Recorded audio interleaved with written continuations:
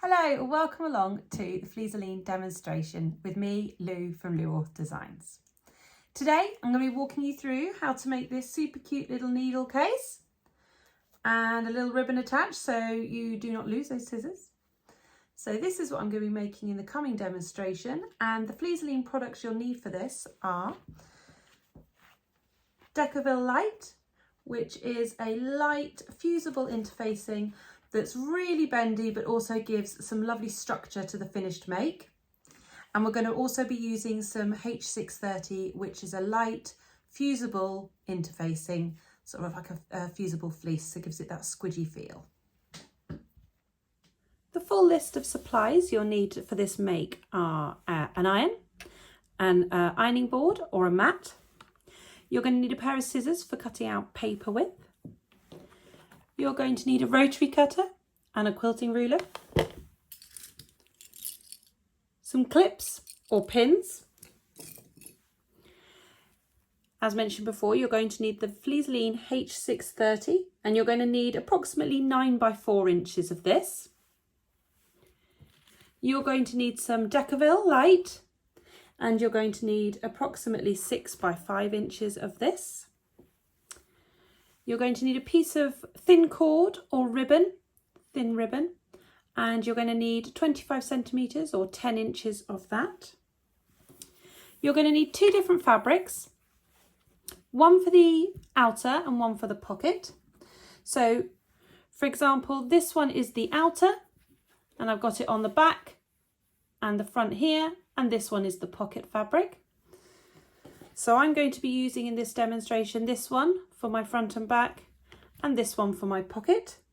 You're going to need approximately 8 by 4 inches of the pocket fabric and 11 by 6 inches of the outer fabric. And you're going to also need a copy of the templates, which you will cut out. Remember, when printing off the templates, to print at 100% or actual size. And we've got a 1-inch test square here, which you can use your quilt ruler for to measure to make sure it's come out at the correct size. Once you've got your template, you will need to cut exactly along the outside of the lines to create your different templates. We've got one here for cutting the interfacing and one for cutting the fabric. So once you've cut out your fabric template, you'll have something that looks like this. The little star up here just indicates where we'll be placing the ribbon later on. And as you can see, it says here, place on fold. So what you want to do is get your outer fabric and just fold it, just enough so that you cover the template twice. And then on this fold here is where you will line up this line here, so that then you get a symmetrical shape. And you're going to hold that down. I like to hold a quilt ruler on it, and you're going to cut out exactly around the outside of the template. And you're going to do that twice so that you have 2 pieces that look like this. So we'll have 2 pieces, one for the front and one for the back. And then for your pocket fabric, you're going to need to cut 2 pieces that are 4.5 inch wide by 3 3/4 inch high. So you'll have 2 pocket pieces and 2 of these pieces cut from the template using your outer fabric.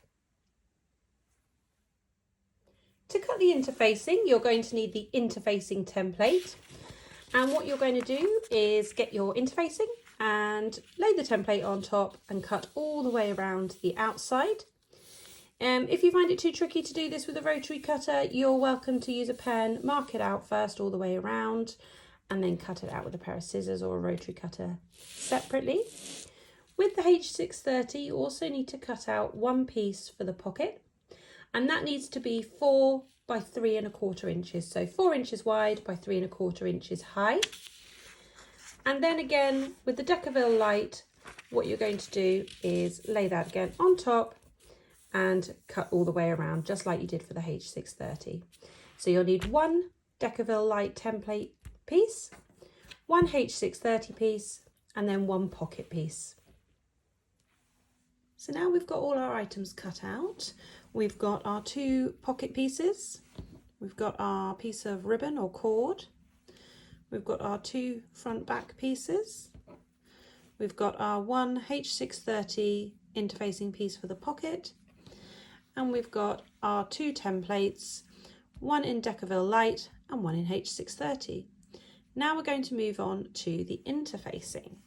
So what we're going to do first is get our 3 bits of interfacing and match them up with the pieces we're going to be attaching them to. We're going to get one pocket piece and we're going to lay it like there's a rough side. That's the gluey side, so the rough side goes down centrally on top of the back side of the fabric. I'll line those up properly in a moment. And we're going to pair these up as well on the wrong sides. This has got a shiny sort of side that feels really smooth. That's the gluey side, so that goes onto the wrong side of the fabric. And there is a little gap, and that's to allow for the seam allowance. So you just need to try and centre that as best you can into the middle of the back side of the fabric pieces. And the same with that one. Let me just move my iron over. So what you're going to need to do when pressing these is to get a damp cloth and have the iron set on a medium setting, so about the 2 dots. I'm going to do the H630 first. So that is the rough side down onto the wrong side of the fabric, centrally in the middle. We're going to carefully, without moving anything, place the cloth over the top. And then without moving the iron around, we're going to hold down the iron for approximately 15 seconds. And then move it around to the next section.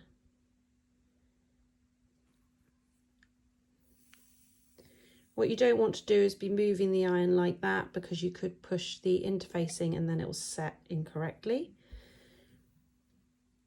So you just want to keep moving it around until that interfacing has fully adhered to the wrong side of the fabric.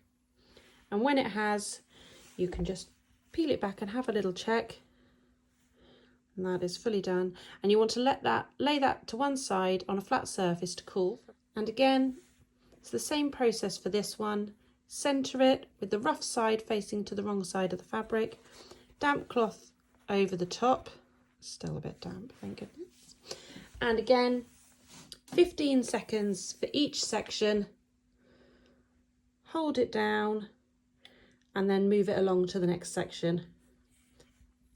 Sticking to the cloth because it's damp, but what you want to do is make sure that you're not pushing the interfacing up so that it adheres incorrectly to the wrong side.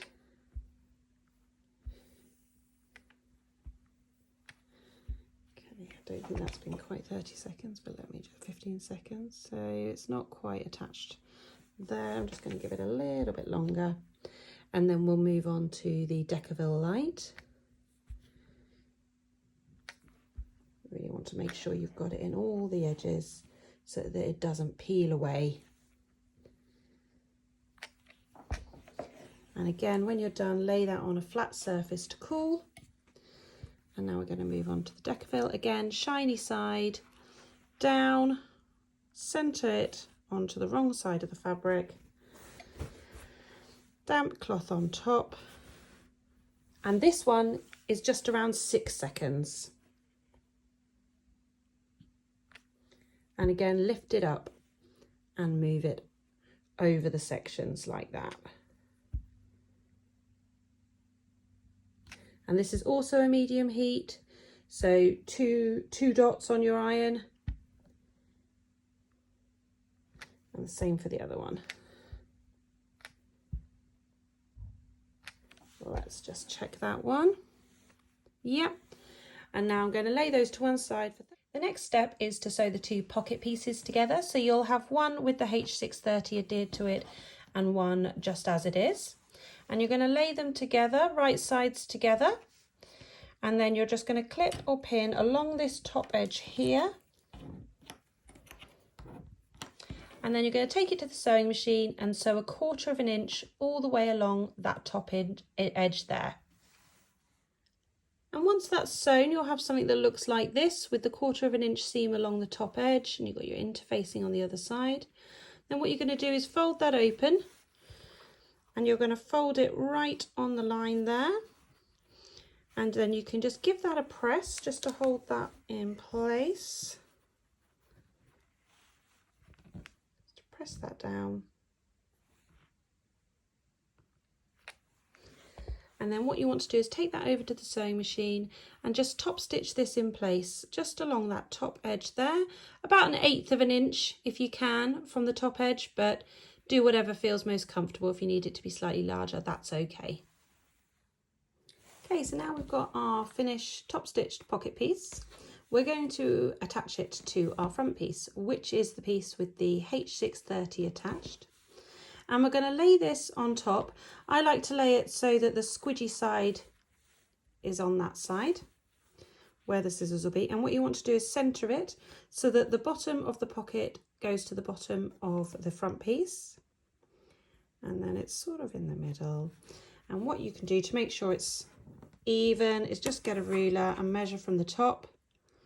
So it goes to about there. Yeah, that's pretty even. And what I'm going to do is just clip this in place at the sides and then again at the bottom. And what you're going to do is flip that over and take it to the sewing machine, and you're going to baste stitch all the way around here, about 1/8 inch from the edge of this piece, just before the pocket begins, all the way around the edge, just up to just after where the pocket ends. Okay, so that's what it looks like once it's been based attached. And what you can do now is cut the excess away, so just so that it's in line with this front pocket here. Okay, so once you've trimmed it down, you can turn it over. And what you're going to do is just use this as a guide to see roughly where you want it to be. This is just sort of on the corner there. You're going to take your piece of ribbon and fold it in half so that the two raw edges are together. And you're just going to line it up with that. Take the paper away and just clip that in place there so that the two ends, the two raw edges are lining up with the raw edges at the end of the template. And the bulk of the ribbon is on here. And then what you're going to do is just, again, about 1/8 inch, stitch that in place. Go over it a couple of times just to make sure it's held in place properly. Okay, and this is what it looks like once it's been base stitched on. Even though it's a basting stitch, I like to use a smaller stitch length with things like this. So this is about a 1, just to make sure it really holds on. If you're using a big stitch, it's going to be really loose around holding on small things like this. So then you're going to lay that like that, tuck that into the pocket a bit so that you're not going to be stitching on it. Make sure it all lays flat, and then you're going to lay your other piece right sides together, and then you're going to match it all on the edges, and then using clips or pins, clip all the way around. But you're going to leave a gap here about 2.5 to 3 inches, and that is where you're going to leave a gap when you're sewing. So this is all clipped in place now, and what I'm going to do is I'm going to take it over to the sewing machine. I'm going to start around here. I'm going to sew all the way around, and then I'm going to stop about here, and I'm going to be using a 1/4 inch seam allowance, and remember to back stitch at the start and the finish to secure that in place. Okay, I've just sewn this all the way around, leaving a gap here so that I can turn that inside out. What you want to do here along the curves before you do that is just cut a few snips just to make sure it's easier when you come to poking that out. You want to do a few snips, but make sure you don't get too close to your stitching. Don't snip your thread either. And then also what you want to do is just fold back where the gap is so you can match up those later, so it folds nicely along the interfacing on the Decovil light side. And then you're going to turn that the right way round and reach in and carefully poke out the corners. Once you've turned it inside out, this is the sort of thing you'll get, and it's going to have a hole inside. So what you're going to do is just poke those edges in, and the same with the other side, and then clip those in place. So it is a bit fiddly. You're going to want to take your time to get a smooth curve. So I find it's easier to do a little bit, clip it, do a little bit more, clip it, and carry on like that until you've got the curve closed. Then you're going to have something that looks a bit like this with the clips holding the gap close. Then what you're going to do is you're going to top stitch all the way around the outside, but you're going to start here to close this gap first, but then carry on around and finish it up there. And we're finished. Here's our cute little scissor holder make with our ribbon, and you can attach the scissors by looping that thread through the scissors. And then because the Decovil's like really sturdy but also really flexible, you can just pull that through and you've got your scissors on a string there, and you can pop them in the pocket. This little pocket's really cute as well for adding a few little binding clips for whatever project you're doing, and you're ready to go. Thank you so much for joining me, and I'd love to see your makes. I'm Lou Orth Designs if you do make one. And hopefully it's a fabulous way to use up some of your H630 Decovil light scraps and some small pieces of fabric too to make this really cute little scissor holder. Thanks a lot. Goodbye.